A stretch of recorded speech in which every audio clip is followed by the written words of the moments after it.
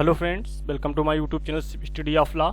Friends, आज के topic में भारतीय साक्ष्य अधिनियम इंडियन एविडेंस एक्ट 1872 के शॉर्ट नोट्स को महत्वपूर्ण तथ्यों के साथ समझेंगे, जो कि सभी राज्यों की न्यायिक परीक्षाओं में प्री एवं मेंस एग्जाम दोनों के लिए महत्वपूर्ण साबित होंगे।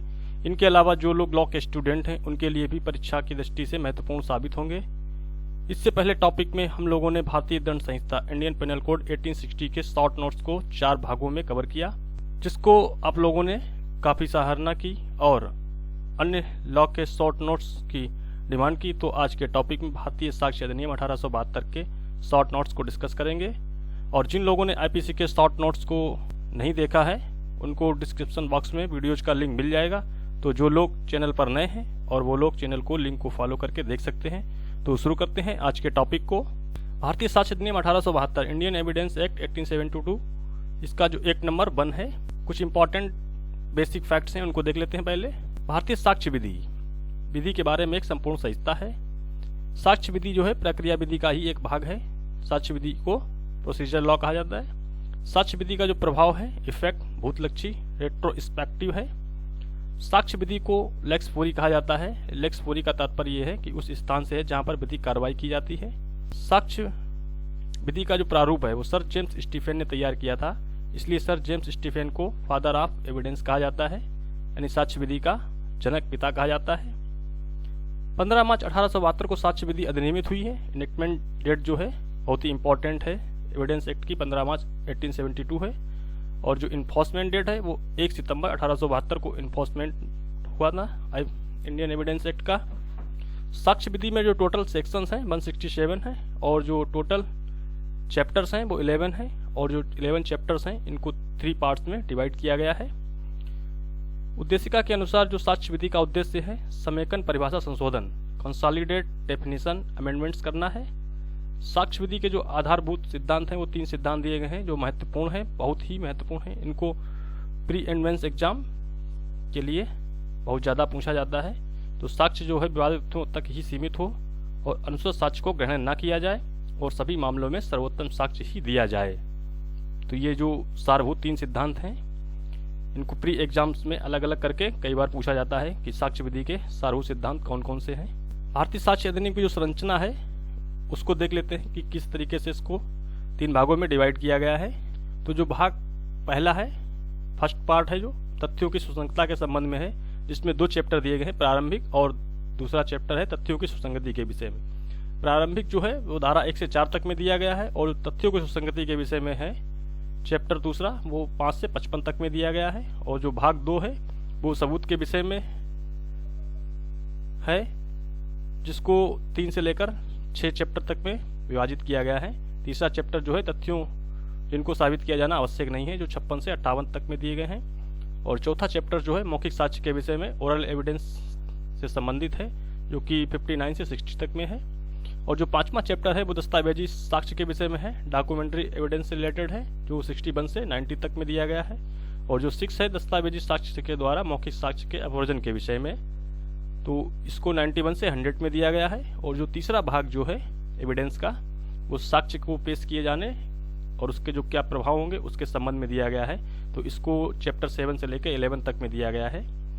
तो 7वां चैप्टर जो है सबूत के भार के विषय में है कि बर्डन ऑफ प्रूफ किस पर होगा, तो 101 से लेकर 114 तक में वर्णित किया गया है। और जो 8वां चैप्टर है विबंध स्टॉपल के संबंध में है, जो कि भारतीय साक्ष्य अधिनियम में 115 से 117 तक में बताया गया है।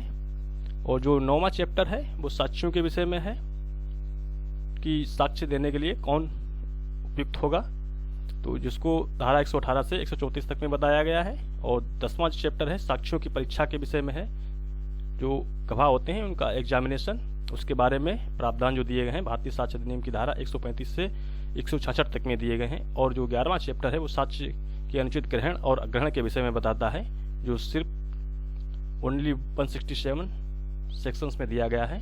तो इस तरीके से साक्ष्य विधि की संरचना की गई है। साक्ष्य विधि जो है किसी तथ्य को साबित करने और गवाहों के परीक्षण से संबंधित नियम है, कौन से तथ्य साबित किए जाएंगे, इससे संबंधित नियम का प्रतिपादन साक्ष्य विधि में किया गया है। इस प्रकार जो साक्ष्य विधि है वो प्रक्रिया विधि कही जाती है, परंतु इसका जो उद्देश्य है वो तथ्य को साबित करने से संबंधित नियमों को प्रतिपादित करना है। साक्ष्य विधि जो है मूल रूप से प्रक्रियात्मक विधि है, लेकिन कुछ विषयों पर इसमें सारवान विधि के भी अंश मिल जाते हैं, जैसे कि फॉर एग्जाम्पल विबंधन का सिद्धांत, रूल ऑफ स्टॉपेल जो है वो सारवान विधि का एक अंश है। धारा जो 1 है संक्षिप्त नाम विस्तार और प्रारंभ के संबंध में बताती है, तो ये बहुत ही महत्वपूर्ण सेक्शंस है। ये अधिनियम भारतीय साक्ष्य अधिनियम 1872 कहा जा सकेगा, धारा 1 में ये बताया गया है। और जो इसका विस्तार है जम्मू कश्मीर राज्य के सिवाय संपूर्ण भारत पर होगा तथा सभी न्यायालयों के समक्ष न्याय कार्रवाइयों पर लागू होगी साक्ष्य विधि, जिसमें सेना न्यायालय को भी शामिल किया गया है, परंतु ये निम्नलिखित पर लागू नहीं होगा, जैसे कि नेवल डिसिप्लिन एक्ट है और इंडियन नेवी डिसिप्लिन एक्ट 1934 का एक्ट है, आर्मी एक्ट है, एयरफोर्स एक्ट है और एफिडेविट है, आर्बिट्रेटर, शपथ पत्र और मध्यस्थ और जम्मू कश्मीर में लागू नहीं होगा। तो ये जो 7 कंडीशंस दी गई हैं, naval discipline act, Indian navy discipline act 1934, army act 1950, air force act 1950, affidavit, arbitrators, Jammu and Kashmir. तो यहाँ पे आपको याद करने के लिए बहुत ही सिंपल है, इन 2 को आपको याद करना है, नेवल डिसिप्लिन एक्ट और इंडियन नेवी डिसिप्लिन एक्ट को याद करना है। बाकी ये आपके यहाँ पे 4 टाइम ये दे रखा है, A for army, A for air force, A for affidavit, A for arbitrator. और जो 7वां है आपका जम्मू एंड कश्मीर, इस पे भारतीय साक्ष्य अधिनियम लागू हो गया है। तो इसके संबंध में जो प्रावधान 31 अक्टूबर 2019 को जो शब्द था जम्मू कश्मीर राज्य के सिवाय, इसको विलोपित कर दिया गया। तो 31 अक्टूबर 2019 से भारतीय साक्ष्य विधि जो है जम्मू कश्मीर में प्रभावी है। और शपथ पत्र के संबंध में जो प्रावधान दिए गए वो सीपीसी में दिए गए हैं कि शपथ पत्र पर कब लागू होगा। तो सिविल प्रक्रिया संहिता संशोधन अधिनियम 2002 में जो संशोधन किया गया है, जो कि 1 जुलाई 2002 से प्रवर्तन में है, तो शपथ पत्र के रूप में साक्ष्य प्रस्तुत करने की सुविधा प्रदान कर दी गई है, परंतु ये सुविधा तभी है जब न्यायालय के द्वारा विशेष रूप से अनुज्ञा आदेश दिया गया हो, तो शपथ पत्र को साक्ष्य के रूप में प्रस्तुत किया जा सकता है। धारा 2 जो है उसको सन 1938 में निश्चित कर दिया गया है। ये भी प्रश्न बहुत ज्यादा पूछा जाता है कि भारतीय साक्ष्य अधिनियम की धारा 2 को किस सन में रिपील्ड किया गया है। नेक्स्ट सेक्शन है 3 निर्वचन खंड। इसमें परिभाषाएं दी गई हैं, जो कि कुल 10 परिभाषाएं दी गई हैं, और इसमें यह कहा गया है कि जब तक कि संदर्भ से तत्प्रतिकूल आशय प्रतीत ना हो, जो कि अधिनियम में वर्णित जो है निम्न शब्द और जो पद हैं उसी भाव में प्रयोग किए जाएंगे जो दिए गए हैं। तो पहला जो दिया गया है न्यायालय के संबंध में है, कोर्ट। न्यायालय शब्द के अंतर्गत जो है वो सभी न्यायाधीश, मजिस्ट्रेट एवं साक्ष्य लेने के लिए जिनको वैध रूप से प्राधिकृत किया गया है वो व्यक्ति, और इनमें मध्यस्थ को शामिल नहीं किया गया है। तो सभी न्यायाधीश, मजिस्ट्रेट और साक्ष्य लेने के लिए वैध रूप से प्राधिकृत व्यक्ति न्यायालय की परिभाषा में आते हैं, जिनमें मध्यस्थ को शामिल नहीं किया जाता है, मध्यस्थ न्यायालय में नहीं होंगे। दूसरा जो है तथ्य, फैक्ट की परिभाषा के बारे में बताता है। तो ये फैक्ट के परिभाषा नहीं दी गई है, सिर्फ बताया गया है कि तथ्य से अभिप्रेत और इसके अंतर्गत जो आते हैं वो भौतिक और मानसिक जो होते हैं वो सुसंगत होते हैं। तो ऐसी कोई वस्तु या वस्तुओं की अवस्था या वस्तुओं का संबंध जो इंद्रियों द्वारा बोधगम्य हो, और मानसिक के संबंध में है जो मेंटल, ऐसी कोई भी मानसिक दशा जिसका भान किसी व्यक्ति को हो। तीसरा सुसंगत रेलिवेंट को बताता है, इसकी भी परिभाषा नहीं दी गई है, सिर्फ बताया गया है कि रेलिवेंट क्या क्या होंगे। तो ऐसे तथ्य जो एक दूसरे से इस प्रकार संबंधित हैं जिनका कि वर्णन धारा 5 से 55 में किया गया है। भारतीय साक्ष्य अधिनियम की धारा 5 से 55 में जिनका वर्णन किया गया है वो तथ्य सुसंगत होंगे, और ग्राह्य के रूप में या संसक्त के रूप में हो तो वो सुसंगत कहे जाएंगे। चौथा है जो विवादक तथ्य, फैक्ट इन इशू के संबंध में बताता है। इसके जो मुख्य एलिमेंट्स हैं वो प्रख्यान या प्रत्याख्यान किसी अधिकार या दायित्व या नियोग्यता के अस्तित्व, अनास्तित्व या उसकी प्रकृति या विस्तार की जो उत्पत्ति है वो अवश्य होती है। तो ऐसे जो तथ्य हैं वो विवादक तथ्य कहलाते हैं। इससे किसी का जो राइट है, लायबिलिटी है, डिसेबिलिटी है, अस्तित्व है क्या है, अनास्तित्व क्या है, तो इसके संबंध में जो प्रश्न होंगे वो फैक्ट इन इशू विवादक तथ्य कहलाते हैं। पांचवा जो है दस्तावेज, डॉक्यूमेंट को परिभाषित करता है कि ऐसा कोई भी विषय अभिप्रेत है डॉक्यूमेंट से जो किसी पदार्थ पर, ऐसे पदार्थ जिसको अक्षरों के द्वारा, अंकों के द्वारा, चिन्हों में से किसी एक रूप से या अधिक रूप साधनों के द्वारा अभिव्यक्त किया गया है, लिखा गया है। तो ऐसा कोई भी विषय जिसकी अभिव्यक्ति अभिलेख बनाने के प्रयोजन से की गई है या उसका प्रयोग दस्तावेज के रूप में किया जा सकता है तो उसे दस्तावेज कहा जाता है। छठा जो है साक्ष्य एविडेंस को बताता है, बहुत ही इंपॉर्टेंट है। एविडेंस की परिभाषा इसमें भी नहीं दी गई है, सिर्फ बताए गए हैं कि एविडेंस क्या क्या होंगे।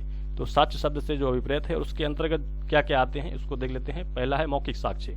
मौखिक साक्ष्य के अंतर्गत जांचधीन तथ्यों के संबंध में साक्षी के द्वारा न्यायालय के समक्ष किए गए कथन को मौखिक साक्ष्य कहा जाता है। कि कोई भी साक्षी जो न्यायालय के समक्ष मौखिक साक्ष्य देता है तो वो मौखिक साक्ष्य कहलाता है, जो न्यायालय जांच के संबंध में होते हैं तो मौखिक साक्ष्य कहलाते हैं। और दूसरा है दस्तावेजी साक्ष्य। कोई भी दस्तावेज या इलेक्ट्रॉनिक अभिलेख जो जांचाधीन तथ्यों के संबंध में न्यायालय के पुनरीक्षण के लिए प्रस्तुत किया जाता है दस्तावेजी साक्ष्य कहलाता है। साक्ष्य के जो प्रकार हैं इनका वर्गीकरण कई आधारों पर किया गया है, जैसे कि मौखिक साक्ष्य, oral evidence, documentary evidence, preliminary evidence, secondary evidence, judiciary evidence, non judicial evidence, direct evidence, circumstantial evidence, परिस्थितिजन्य साक्ष्य बहुत ही इंपॉर्टेंट है। परिस्थितिजन्य साक्ष्य, वास्तविक साक्ष्य रियल एविडेंस, व्यक्तिगत साक्ष्य पर्सनल एविडेंस, अनुश्रत साक्ष्य हेरसे एविडेंस, अभियोजन साक्ष्य प्रोसिक्यूशन एविडेंस इत्यादि जो हैं एक्सेप्ट्रा जो हैं ये सब साक्ष्य के प्रकार हैं। साक्ष्य की जो सूची है कि कौन से साक्ष्य होंगे और कौन से साक्ष्य नहीं होंगे उनको देख लेते हैं कि क्या क्या इसके इंपॉर्टेंट जो हैं साक्ष्य के फैक्ट जो हैं क्या इंपॉर्टेंट हो सकते हैं। जैसे वीडियो कॉन्फ्रेंसिंग जो है और हत्या में प्रयोग किए गए औजार, मृत्युकालीन कथन और सिक्योरिटी में रखा गया कोई भी टेप रिकॉर्डर, जिसको राम सिंह 1986 सुप्रीम कोर्ट के मामले में बताया गया है। तो इस प्रकार के जो हैं वो साक्ष्य के अंतर्गत आते हैं। और क्या साक्ष्य के अंतर्गत नहीं आते हैं? स्वीकृति या संस्वीकृति, सीआरपीसी का सेक्शन 313 है, साक्ष्य में मान्य हो भी सकती है और नहीं भी हो सकती है। पंचनामा एवं एफआईआर जो है वो साक्ष्य नहीं है। न्यायाधीश एवं मजिस्ट्रेट का व्यक्तिगत ज्ञान या कोई भी उच्चारण जो अपने अनुक्रम में देते हैं वो साक्ष्य की श्रेणी में नहीं आता है।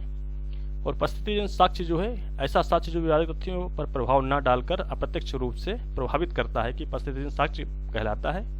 इस जो कि केस में डिसाइड किया गया था शरद वृद्धिचंद शारदा बना महाराष्ट्र राज्य के बाद में। परिस्थितिजन्य साक्ष्य के संबंध में 5 स्वर्णिम नियम गोल्डन रूल दिए गए हैं शरद वृद्धिचंद शारदा बना महाराष्ट्र राज्य के बाद में, जो कि निम्नलिखित हैं कि पहला है परिस्थितियां निश्चायक होनी चाहिए। परिस्थितियां प्रत्येक कल्पना को समाप्त करने वाली हों और तथ्य जो हैं वो काल्पनिक नहीं होने चाहिए। सभी साक्ष्य एक श्रृंखला में होने चाहिए। परिस्थितियां जिसकी अधिकता की पुष्टि होती है पूर्ण रूप से साबित नहीं की गई हैं, ये सब जो है परिस्थितिजन्य साक्ष्य के अंतर्गत आते हैं। तो ऐसे साक्ष्य को परिस्थितिजन्य साक्ष्य कहा जाता है, सर्कमस्टेंशियल एविडेंस। नेक्स्ट है साबित, प्रूव्ड। कोई भी तथ्य साबित हुआ कहा जाता है जब न्यायालय अपने समझ विचाराधीन तथ्यों पर यह विश्वास करता है कि तथ्य अस्तित्व में है या कि विशेष मामलों की परिस्थितियों में किसी प्रज्ञावान व्यक्ति को अनुमान पर कार्य करना चाहिए कि उस तथ्य का अस्तित्व है, तो ऐसे तथ्य को साबित माना जाएगा। ना साबित, डिस्प्रूव्ड जो है, कोई भी तथ्य ना साबित तब माना जाता है यदि न्यायालय अपने समझ के विषयों पर विचार करने के पश्चात बाद में ये या तो विश्वास करता है कि उसका अस्तित्व नहीं है या अस्तित्व को इतना अधिसंभाव्य हाईली प्रोबेबल समझता है कि विशिष्ट मामलों और परिस्थितियों में किसी भी प्रज्ञावान व्यक्ति के अनुमान पर कार्य करना चाहिए जिसका अस्तित्व नहीं है, तो उसको नासाबित, डिस्प्रूव्ड कहा जाता है। साबित नहीं हुआ कोई भी तथ्य नॉट प्रूव्ड तब कहलाता है जबकि कोई तथ्य साबित नहीं हुआ कहा जाता है ऐसा तथ्य जो ना तो साबित हुआ है और ना ही ना साबित हुआ हो, तो साबित नहीं हुआ कहा जाता है। 10वां जो है भारत इंडिया को बताता है कि भारत से जो है जम्मू कश्मीर राज्य के सिवाय भारत का राज्य क्षेत्र अभिप्रेत है, परंतु 5 अगस्त 2019 को एवं 31 अक्टूबर 2019 से भारतीय साक्ष्य अधिनियम में शब्द जम्मू कश्मीर राज्य को समाप्त कर दिया गया है। तो भारतीय साक्ष्य अधिनियम जो है 31 अक्टूबर 2019 से संपूर्ण भारत में लागू है, जम्मू कश्मीर सहित। तो जो नई परिभाषा हो जाएगी इंडिया की वो भारत से भारत के राज्य क्षेत्र की संपूर्ण सीमाएं जो भारत के संदर्भ में हैं अभिप्रेत हैं, इसमें जम्मू कश्मीर राज्य नहीं होगा। नेक्स्ट सेक्शन है 4 वेरी इंपॉर्टेंट है, जो कि उपधारणा प्रिजम्पशन के संबंध में बताता है। ये एक प्रकार का अनुमान है जो कि किसी तथ्य या विधि के प्रश्न पर न्यायालय करते हैं, वो उपधारणा कहलाती है। जो उपधारणा के प्रकार हैं उनको देख लेते हैं एक बार। सामान्यतः 3 प्रकार की उपधारणाएं बताई गई हैं। पहला है कि तथ्य की उपधारणा, प्रिजम्पशन ऑफ फैक्ट, और दूसरी जो है विधि की उपधारणा, प्रिजम्पशन ऑफ लॉ। और तीसरी जो है मिक्स्ड उपधारणा है जिसमें दोनों presumption of fact, presumption of law दोनों हो सकती हैं। तो पहली जो है तथ्य की उपधारणा, प्रिजम्पशन ऑफ फैक्ट जो है एक तथ्य के अस्तित्व के अनुसार पर किसी दूसरे तथ्य के अस्तित्व में होने की कल्पना उपधारणा कहलाती है, जो कि मानवीय जो विवेक होते हैं उन पर आधारित होती है। ये उपधारणाएं सदैव खंडनीय होती हैं, इनका खंडन किया जा सकता है। जो तथ्य की उपधारणाएं होती हैं उनका खंडन किया जा सकता है। इनकी जो पुष्टि होती है वो मे प्रिज्यूम शब्द से होती है कि उपधारणा कर सकता है। विधि की उपधारणाएं जो हैं प्रिजम्पशन ऑफ लॉ, जहां पर एक तथ्य के अस्तित्व में होने पर दूसरे तथ्य के होने का अनुमान न्यायालय विधिक नियमों के आधार पर करते हैं, तो विधि की उपधारणा कहलाती है। ये मानवीय विवेक का विषय ना होकर के विधिक सिद्धांतों का विषय है। विधि की उपधारणाएं मानवीय विवेक पर आधारित नहीं होती हैं, ये विधि के नियमों पर आधारित होती हैं। विधि की उपधारणाएं भी दो प्रकार की होती हैं, एक तो खंडनीय होती हैं और दूसरी अखंडनीय होती हैं। तो इन शब्दों की अभिव्यक्ति जो है वो सेल्फ प्रिज्यूम उपधारणा करेगा से होती है। विधि की उपधारणाएं जो हैं उनको न्यायालय को मानना ही होगा, इसमें हो सकेगा नहीं, हो सकता है नहीं होगा। तो यहाँ पे उपधारणा कर सकता नहीं, उपधारणा करेगा ही से जो पुष्टि होती है वो सेल्फ प्रिज्यूम से होती है। क्योंकि लॉ में जो दो शब्द दिए गए हैं मे और सेल, इन दोनों का बहुत ही महत्वपूर्ण है। सेल में तो मानना ही होता है और मे में हो सकता है, में दोनों में बहुत ही अंतर और डिफरेंस काफी ज्यादा है, तो इसको आप अच्छे से समझ लें। दूसरा है जो कि खंडनीय उपधारणा है, ऐसी उपधारणा जिनका खंडन हो सकता है। फॉर एग्जाम्पल जैसे कि मृत्यु की उपधारणा है, भारतीय साक्ष्य अधिनियम की धारा 108 में दी गई है कि किसी भी व्यक्ति के बारे में 7 वर्ष के भीतर यदि नहीं सुना गया है तो ये माना जाएगा, ये प्रजम्पशन किया जाएगा कि उसकी मृत्यु हो गई है, तो उसको सिविल डेथ कहा जाता है।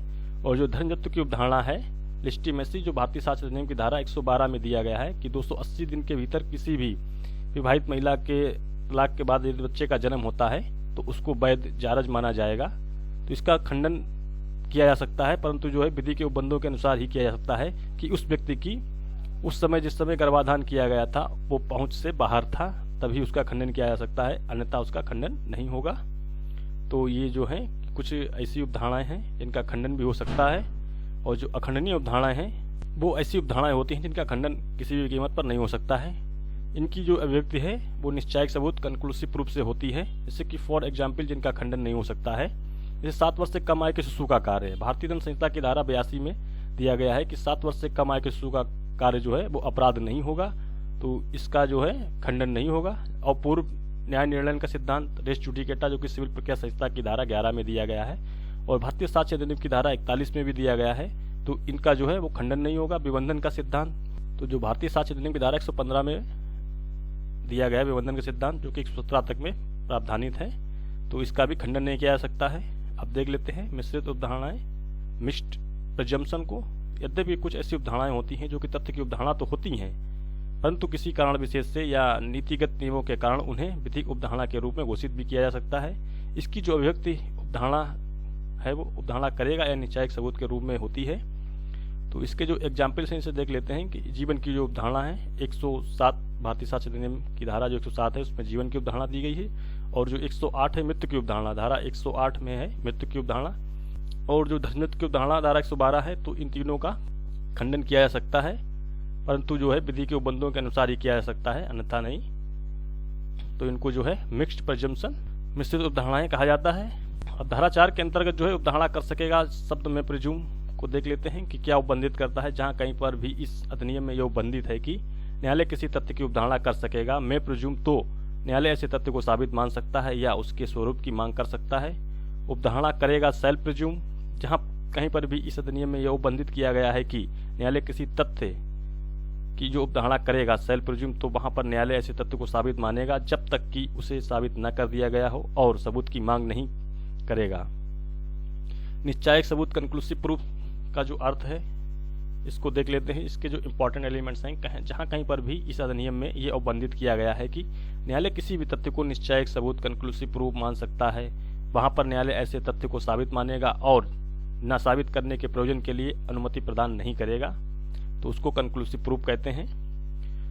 तथ्य की एवं विधि की उपधारणा में कुछ डिफरेंसेस हैं जो कि इंपॉर्टेंट हैं, बहुत ही ज्यादा प्री एंड मेंस एग्जाम दोनों में क्वेश्चंस बनते हैं। तो जो इंपॉर्टेंट हैं उन फैक्ट्स को देख लेते हैं कि दोनों में क्या मेंस जो मेन डिफरेंस हैं क्या किए गए हैं। जैसे कि तथ्य की उपधारणा है वो न्यायालय अपने विवेक के प्रयोग करने में स्वतंत्र होते हैं। प्रिजम्पशन ऑफ फैक्ट है, इसमें न्यायालय अपने विवेक का जो प्रयोग है उसको स्वतंत्र रूप से कर सकते हैं, परंतु विधि की उपधारणा में न्यायालय अपने विवेक का प्रयोग करने के लिए स्वतंत्र नहीं होते हैं। और जो तथ्य की उपधारणा है वो मानवीय विवेक पर आधारित होती है, और जो विधि की उपधारणा है वो विधिक नियमों पर आधारित होती है। तथ्य की उपधारणा जो है वो सदैव खंडनीय होती है, इसका खंडन किया जा सकता है, परंतु जो विधि की उपधारणा है वो खंडनीय एवं अखंडनीय दोनों होती है, इसका खंडन किया भी जा सकता है और कुछ परिस्थितियों में खंडन नहीं भी किया जा सकता है। जो तथ्य की उपधारणा है वो उसको ले हैं, मानने के लिए बाध्य नहीं होते हैं, परंतु जो विधि की उपधारणा है उन उपधारणाओं को न्यायालय मानने के लिए बाध्य हैं। तथ्य की उपधारणा जो है तर्क शक्ति के ऊपर आधारित होती है, और जो विधि की उपधारणा है उसमें विधिक नियमों की शक्ति विद्यमान होती है, वो विधि के नियमों पर आधारित होती है। तो ये कुछ बेसिक डिफरेंस है प्रेजेंशन ऑफ फैक्ट, प्रेजेंशन ऑफ लॉ में, तो इनको आप अच्छे से तैयार कर लें। नेक्स्ट चैप्टर है सेकंड, जो कि तथ्यों की सुसंगति में बताता है, जो कि धारा 5 से 55 तक में वर्णित किए गए हैं। सुसंगता जो रेलेवेंसी है वो धारा 5 से 55 में बताई गई है, और जो ग्राह्यता एडमिसिबिलिटी है वो धारा 136 में बताई गई है। दोनों में बहुत ही डिफरेंस है, जो कि साक्ष्य जो है वो सिर्फ सुसंगत तथ्य और विवाद तथ्यों का ही दिया जा सकता है, जो कि धारा 5 से 55 में सुसंगत होने चाहिए। इसके अलावा किसी भी अन्य का साक्ष्य नहीं दिया जाएगा, जो धारा 5 स्पष्ट रूप से प्रावधानित करती है। धारा 5 है साक्ष्य विवादित तथ्यों एवं सुसंगत तथ्यों का ही दिया जा सकेगा। किसी भी बात या कार्रवाई में विवादित तथ्य या सुसंगत तथ्य के अस्तित्व या अनास्तित्व का साक्ष्य दिया जा सकता है, किसी अन्य का नहीं। इसका जो स्पष्टीकरण है उससे स्पष्ट है कि किसी भी ऐसे तथ्य का साक्ष्य नहीं दिया जा सकता है, या यह धारा किसी भी व्यक्ति को साक्ष्य देने की योग्य नहीं बनाएगी जिनमें की सिविल प्रक्रिया संहिता से संबंधित किसी भी तत्समय प्रबद्ध विधि जो कि किसी उपबंध द्वारा साबित करने से निर्धारित उसको अयोग्य घोषित कर दिया गया है। उपरोक्त स्पष्टीकरण से यह स्पष्ट है कि जिस तथ्य का साक्ष्य दिया गया है उसे तथ्य को सुसंगत और विवादक होना चाहिए। तथ्य साक्ष्य में दिए जाने के लिए प्रतिबंधित नहीं होना चाहिए, उन्हीं का साक्ष्य दिया जा सकेगा जो प्रतिबंधित नहीं है। तो इस नियम के कुछ अपवाद भी हैं कि जैसा नहीं प्रतिबंधित है उसको साक्ष्य नहीं दिया जा सकेगा। जैसे कि धारा 6 है जो कि रेस चेष्टे एक ही संव्यवहार के भाग होने वाले तथ्यों की सुसंगति के बारे में बताता है, तो उसके संबंध में जो है वो साक्ष्य दिए जा सकेंगे। धारा 11 है पिलिया फेलीबाई का सिद्धांत, जो कि असंगत तथ्यों के संबंध में है कि कोई भी व्यक्ति जो है वो एक ही स्थान पर उपस्थित हो सकता है, एक समय में 2 स्थानों पर उपस्थित नहीं हो सकता है। तो कुछ जो तथ्य सुसंगत नहीं है उनका भी साक्ष्य दिया जा सकता है। तो धारा 11 जो है पिलिया फेलीबाई के सिद्धांत पर आधारित है, जो कि आंग्ल विधि का एक सिद्धांत है। बुरे सील का साक्ष्य जो कि धारा 52 से 55 तक में दिए गए हैं, सील के संबंध में कैरेक्टर के बारे में प्रावधान दिए गए हैं। ऐसे तथ्य जो विशेषज्ञों की राय का खंडन करते हैं, जो कि धारा 46 में दिए गए विशेषज्ञों को और अधिसाम्यता को दर्शित करने वाले तथ्य, इनका जो है वो साक्ष्य के संबंध में है कि इन कुछ अपवाद हैं कि साक्ष्य नहीं दिया जा सकता है, तो इन परिस्थितियों में साक्ष्य दिया जा सकता है। तो जो ये 5 जो इंपॉर्टेंट फैक्ट्स दिए गए हैं ये धारा 5 के अपवाद के रूप में हैं। उपरोक्त से स्पष्ट होता है कि समस्त तथ्य जो सुसंगत हैं उनका ग्राह्य होना जरूरी नहीं है, और जो तथ्य ग्राह्य होते हैं वो सुसंगत हो ये भी जरूरी नहीं है। तो इसके संबंध में जो केस ला है वो राम बिहारी यादव बनाम बिहार राज्य 1998 सुप्रीम कोर्ट के मामले में निर्धारित किया गया है कि जो तथ्य सुसंगत हैं वो ग्राह्य हुए जरूरी नहीं है, और जो तथ्य ग्राह्य हैं वो सुसंगत हुए जरूरी नहीं है। धारा 6 है एक ही संव्यवहार के भाग होने वाले तथ्यों की सुसंगति, जो कि रेस चेष्टे के सिद्धांत पर आधारित है। रेस चेष्टे आंग्ल विधि का एक नियम है जो तथ्य विवाद ना होते हुए भी किसी विवादित तथ्य से इस प्रकार संसक्त हैं कि वे एक ही संव्यवहार के भाग हैं, तो वे तथ्य सुसंगत हैं, चाहे वे उसी ही समय या उसी स्थान पर या विभिन्न समयों और विभिन्न स्थानों पर घटित हुए हों। रेस चेष्टे आंग्ल विधि का एक प्रावधान है जिसका अर्थ है कि प्रसंगत संव्यवहार के समय घटित होने वाले ऐसे तथ्य और ऐसी परिस्थितियां जो घटना के साथ स्वतः या अनिच्छिक रूप से घटित हो जाती हैं। तो भारतीय विधि में रेस चेष्टे का जो सिद्धांत है वो धारा 6 में ही लागू नहीं होता है। इस प्रकार के जो तथ्य हैं वो धारा 7, धारा 8, 9 में भी सुसंगत होते हैं। जो धारा 6 सिर्फ जो है रेस चेष्टे का जो सिद्धांत दिया गया है वो सिर्फ एक उदाहरण के तौर पर दिया गया है, बाकी इसके संबंध में जो तथ्य हैं वो धारा 7, 8, 9 में भी सुसंगत होते हैं। तो धारा 6 से संबंधित इंपॉर्टेंट जो केस ला है, Arya Malkani versus state of Maharashtra 1973 का केस ला बहुत ही इंपॉर्टेंट है। दूसरा केस ला है Sundardas versus state of Bihar का मामला। तीसरा जो है आर वर्सेस वेडिंग फील्ड का है। चौथा है आर वर्सेस क्वीन का, आर वर्सेस क्रिश्चियन और आर वर्सेस पोस्टर के जो मामले ये हैं धारा 6 से संबंधित इंपॉर्टेंट केस ला हैं। धारा 7 जो है वो निम्न तथ्यों को बताती है कि वे तथ्य जो विवादित तथ्यों के प्रसंग हेतु या परिणाम है। तो वे तथ्य जो विवादित तथ्य या सुसंगत तथ्यों के प्रसंग, अक्वाजन हेतु, कॉज, इफेक्ट, परिणाम, वस्तुस्थिति को दर्शित करने वाले तथ्य सुसंगत होते हैं। धारा 7 में जो 3 इंपॉर्टेंट फैक्ट्स दिए गए हैं, प्रसंग, हेतु, परिणाम। प्रसंग जो है ओकेजन और हेतु जो है काज और इफेक्ट जो है परिणाम को बताता है।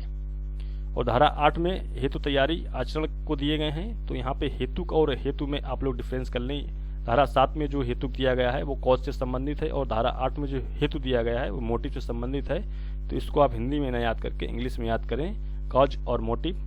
तो धारा 8 जो है हेतु तैयारी और पूर्व या पश्चात का आचरण के बारे में बताती है कि वे तथ्य जो विवादित तथ्य या सुसंगत तथ्यों के संबंध में हेतु तैयारी आचरण को दर्शित करते हैं, सुसंगत होते हैं। धारा 9 सुसंगत तथ्यों के स्पष्टीकरण या पूर्व स्थापन के लिए आवश्यक तथ्यों के बारे में बताती है। तो वे तथ्य जो विवादित तथ्य या सुसंगत तथ्यों के स्पष्टीकरण या पुनः स्थापन, समर्थन या खंडन, अनन्यता या समय या स्थान पर स्थापित करते हैं, और जिस समय विवादित तथ्य घटित हुए हैं या पक्षकारों के मध्य संबंध को दर्शित करते हैं, तो ऐसे तथ्य सुसंगत होते हैं।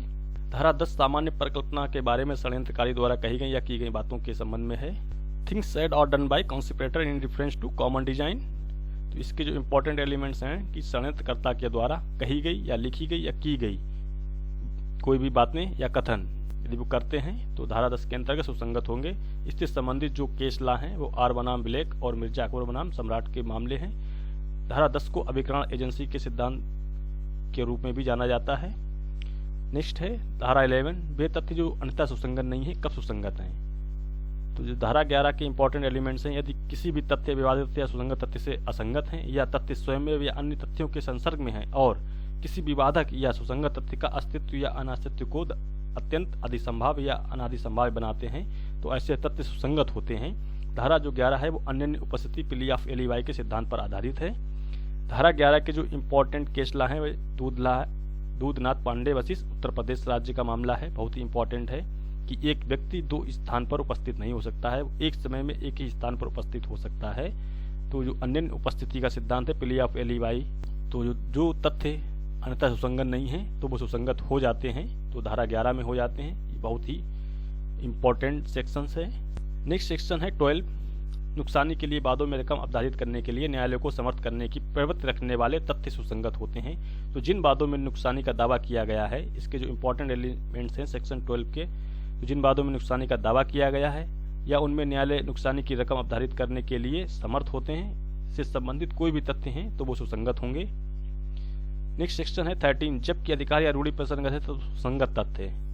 तो फ्रेंड्स यहाँ पे जो धारा 13 है 13 वो ये कहती है कि जबकि अधिकार या रूढ़ि प्रसंगत है तब तो संगत तथ्य, और जो धारा 48 इसी से संबंधित दी गई है उसमें ये कहा गया है कि अधिकार या रूढ़ि के अस्तित्व के बारे में राय कब सुसंगत है। यहाँ पे अधिकार या रूढ़ि प्रसंगत है और धारा 48 में अधिकार या रूढ़ि के अस्तित्व के बारे में बताया गया है। तो इसमें आप डिफरेंस कर लें क्योंकि इससे संबंधित प्रश्न प्री एंड मेंस एग्जाम में कई बार पूछे जाते हैं, तो लोग अक्सर कर गलती ये कर देते हैं कि 48 की जगह पे सेक्शन 13 को लिख देते हैं और सेक्शन 13 से पूछा जाता है तो उसको सेक्शन 48 को लिख देते हैं। तो इसमें जो 13 है वो उसमें अधिकार या रूढ़ि जब प्रसंगत होती है तो उसके संबंध में तथ्य सुसंगत होते हैं, और जो सेक्शन 48 है उसमें अधिकार या रूढ़ि के जब अस्तित्व के बारे में राय होती है तो सुसंगत होते हैं।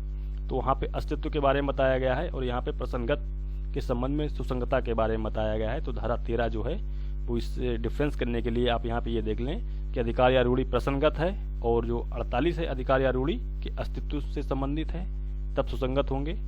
तो जो अधिकार या रूढ़ि प्रसंगत है तब तथ्य सुसंगत होंगे के संबंध में कोई भी व्यवहार या विशिष्ट व्यवहार की सुसंगता है तो ऐसे तथ्य सुसंगत होंगे। धारा 13 ये बताती है। धारा 14 ये कहती है कि मन या शरीर की दशा या शारीरिक संवेदनाओं का अस्तित्व दर्शित करने वाले तथ्य, बहुत ही इंपॉर्टेंट सेक्शन है, इससे सबसे ज्यादा क्वेश्चंस बनते हैं। तो इसके इंपॉर्टेंट फैक्ट्स को देख लेते हैं कि वे तथ्य जो विवादक तथ्य या सुसंगत तथ्य के मन की दशा, शरीर की दशा, शारीरिक संवेदना को दर्शित करने वाले तथ्य सुसंगत होते हैं। तो मन की दशा में निम्न चीजें आती हैं जैसे कि आश्चर्य हुए, ज्ञान, सद्भाव, उपेक्षा, उतावलापन, वैमनस्य, सदिच्छा, दिवालिया, गुडविल, उसको ख्याति कहते हैं, आदि चीजें जो हैं वो मन की दशा के अंतर्गत आती हैं। क्योंकि जो ये मन की दशा दी गई है इसमें जो फैक्ट दिए गए हैं इससे क्वेश्चंस प्री एग्जाम में बहुत ज्यादा बनते हैं। तो ये पूछ देता है कि मन की दशा में क्या क्या सम्मिलित नहीं है, तो इनको आप अच्छे से तैयार कर लें। नेक्स्ट सेक्शन है 15, कार्य आकस्मिक या सास्य था। इस प्रश्न पर प्रकाश डालने वाले तथ्यों के संबंध में, तो ऐसा कार्य जो कि आकस्मिक दुर्घटना था या सास्य था पर प्रकाश डालने वाले तथ्य सुसंगत होते हैं। धारा 16 है जो कारोबार के अनुक्रम का अस्तित्व कब सुसंगत है ये बताती है। ऐसे तथ्य जो कारोबार के अनुक्रम को दर्शित करते हैं उन तथ्यों की सुसंगतता, जैसा कि खाता बही तैयार करना, पत्र लिखकर पोस्ट करना, डायरी तैयार करना आदि जो हैं वो कारोबार के अनुक्रम के जो हैं अस्तित्व को बताते हैं, तो ये सुसंगत होते हैं। इससे संबंधित जो एक मैक्सिम है बहुत ही इंपॉर्टेंट मैगजीम है सेक्शन 16 से, फाल्सस उनो फाल्सस इन ओमनिबस। तो फ्रेंड्स, उम्मीद करता हूं कि आज का टॉपिक न्यायिक परीक्षाओं के पॉइंट ऑफ व्यू से हेल्पफुल साबित होगा, और यदि नोट्स आप लोगों के लिए हेल्पफुल हैं तो वीडियो को लाइक कर दिया करें, जिससे कि आप लोगों को आगे नोट्स प्रोवाइड कराने में अच्छा लगे। और कोई भी मिस्टेक होती है तो आप कमेंट में अवश्य बताएं, ताकि आगे आने वाली वीडियो में सुधार किया जा सके। तो फ्रेंड्स, हमसे जुड़े रहने के लिए यदि आप हमारे channel sip study of law पर नए हैं तो चैनल को सब्सक्राइब कर बेल आइकन को प्रेस कर ऑल नोटिफिकेशन को अवश्य क्लिक कर लें, जिससे कि आप लोगों को आने वाली वीडियोज का नोटिफिकेशन मिलता रहे। तो फ्रेंड्स, जुड़े रहें अपने favourite YouTube channel sip study of law से और करते रहें कम समय में जबरदस्त तैयारी। तो आज के टॉपिक में बस इतना ही, मिलते हैं आपसे नेक्स्ट टॉपिक में, तब तक के लिए bye bye and take care. Jai Hind, जय भारत।